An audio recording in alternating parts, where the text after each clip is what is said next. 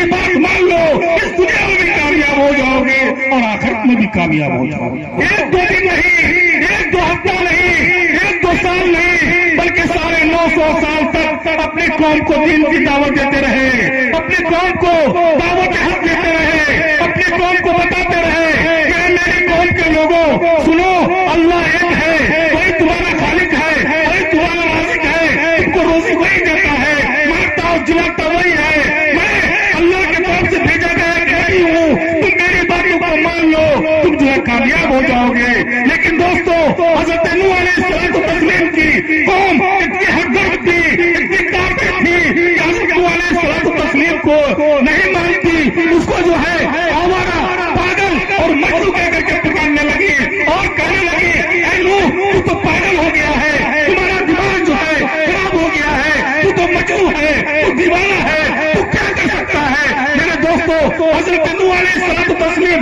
950 سال تک جب اپنی قوم کو دین کی دعوت دیتے رہے، جب پریشان ہو گئے، اپریشن کے سامنے ہاتھ اٹھایا کہ اے اللہ، یہ میری قوم جو ہے وہ بھی نادان ہے، ناسمجھ ہے، یہ قوم میری بات کو ماننے سے انکار کر رہی ہے، اے اللہ تیرا جو فیصلہ ہوگا ہم جو ہے اس کو ماننے کے لیے تیار ہیں۔ حضرت نوح کو اللہ تبارک و تعالیٰ نے فرمایا، حکم دیا کہ اے نوح تم کشتی بناؤ۔ حضرت نوح علیہ السلام و تسلیم کشتی بنانے میں لگ گئے، جب کشتی بن کر تیار ہو گئی، اللہ کا عذاب آیا، جب ایسی کشتی ابل پڑے اور بسم اللہ الرحمن الرحیم، وما ارسلناک الا رحمۃ للعالمین، صدق اللہ العظیم۔ محترم حضرات،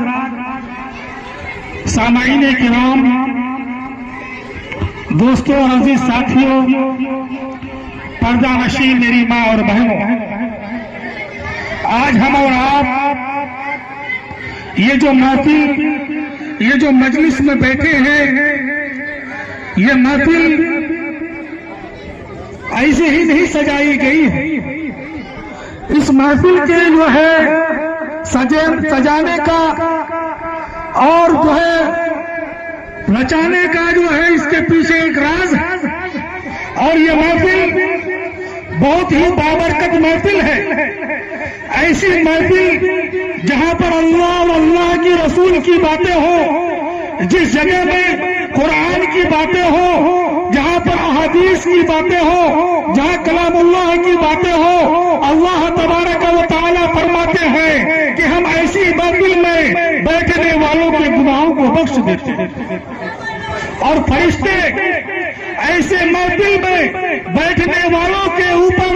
اپنا پر جو ہے ڈھانک کر کے رہتے ہیں۔ دنیا میں چاہے کتنی بھی کہیں پریشانی ہو، لیکن ایسی محفل میں پریشانیاں نہیں ہو سکتی، اور ایسی محفل جب ماہ ربیع الاول میں سجائی جائے تو اس کی برکت اور زیادہ بڑھ جاتی ہے۔ میرے دوستو، اللہ تبارک و تعالیٰ نے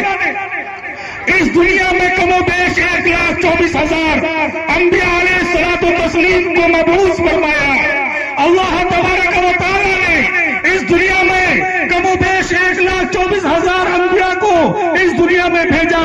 جتنے بھی نبی، جتنے بھی رسول، جتنے بھی انبیاء اس دنیا میں آئے، سب نے جو ہے اپنے قوم کو، اپنے لوگوں کو، اپنے قبیلہ والے کو، اپنے خاندان کو مخاطب کر کے فرمایا کہ اے لوگوں سنو، اللہ ایک ہے، وہی تمہارا خالق ہے، وہی تمہارا رازق ہے، وہی تم کو روزی دیتا ہے، وہی تم کو مارتا اور جلاتا ہے، اس دنیا کا مالک وہی ہے، اس دنیا کا حاکم وہی ہے، اس دنیا کا بادشاہ وہی ہے، اس دنیا کی ساری چیزیں اسی کے تابع ہے، موت اسی کے تابع ہے،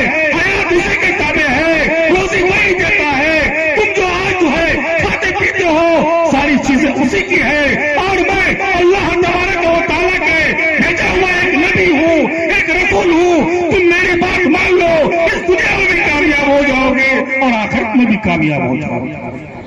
میرے دوستو، لیکن جب اس کی قوم اپنے نبی کی باتوں کو ماننے سے انکار کیا، جب قوم اپنے رسول کو جھٹلانے لگی، تو اللہ کے جو ہے महबूब اس کے حق میں جو ہے بددعا کر دی اور اللہ تبارک و تعالیٰ نے اس کو جو ہے صفحہ ہستی سے مٹا دیا۔ میرے دوستو، آپ جو ہے قوم بنی اسرائیل کے بارے میں دیکھ لیجیے، قوم نوح کے بارے میں دیکھیے کہ حضرت نوح علیہ السلام تسلیم اپنی قوم کو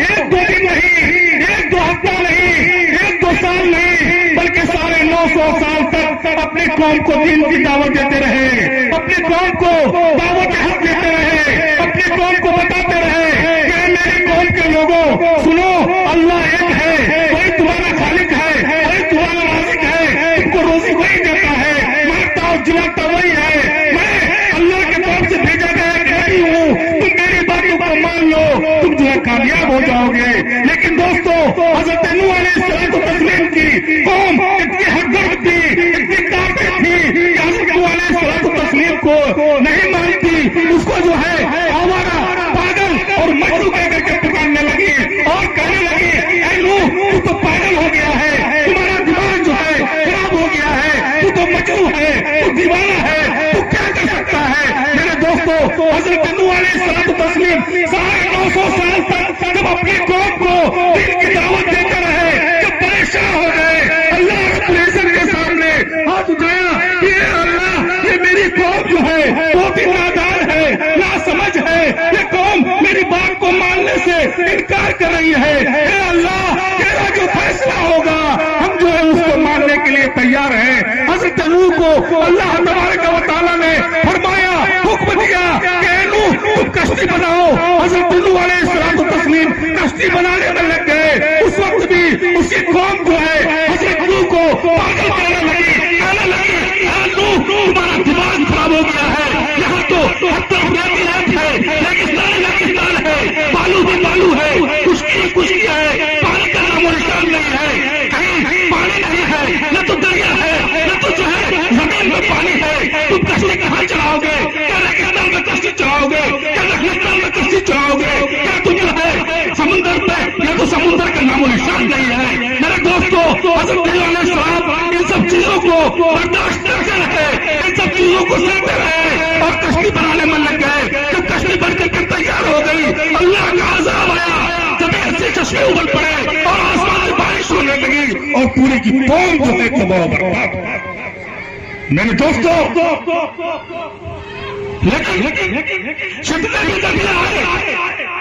جب اس کے خلاف اس کی قوم جو اس کی بات نہیں مانی تو اپنی قوم کے حق میں بددعا کی۔ لیکن میرے دوستو، آقا مولا جناب محمد رسول اللہ صلی اللہ علیہ وسلم جب اس دنیا میں آئے اور جو ہے انہوں نے دیکھا کہ میرے ماننے والے بہت کم ہیں اور جو ہے ان کو اسلام پھیلانے میں تھوڑی سی دشواری ہو رہی تھی، تھوڑی سی مشقتیں ہو رہی تھی، آپ صلی اللہ علیہ وسلم نے سوچا کہ طائف والے زمیندار ہیں، مالدار ہیں، ہو سکتا ہے کہ اگر ہم طائف چلے جائیں اور وہاں جو ہے ان لوگوں کو دین کی دعوت دیں گے اور طائف والے اگر میری باتوں کو مان لیں گے اور طائف کے لوگ اگر مسلمان ہو جائیں گے، ایمان لے آئیں گے تو ہو سکتا ہے ان کے ذریعے سے اسلام کو طاقت پہنچے گی، ان کے ذریعے سے اسلام کو قوت پہنچے گی اور اسلام جو ہے دھیرے دھیرے پھیلنا شروع ہو جائے۔ اس غرض سے آپ صلی اللہ علیہ وسلم طائف کی طرف روانہ ہوتے ہیں۔ لیکن میرے دوستو، ذرا غور کرو، ذرا سوچو، آقا مولا جناب محمد رسول اللہ صلی اللہ علیہ وسلم طائف جاتے ہیں، وہاں کے لوگ جو ہے ان کے ساتھ کیسا گھناؤنا سلوک کرتے ہیں۔ ذرا سوچئے، جس طریقے سے آپ کے سماج میں، آپ کے معاشرے میں، آپ کی سوسائٹی میں اگر کوئی فقیر آتا ہے، کوئی مجنون آتا ہے، کوئی پاگل آتا ہے اور بچے جو ہے اس کو کیا کرتے ہیں، دوڑاتے ہیں، بھگاتے ہیں، پتھر مارتے ہیں، اسی طریقے سے جب حضور اکرم صلی اللہ علیہ وسلم طائف جاتے ہیں تو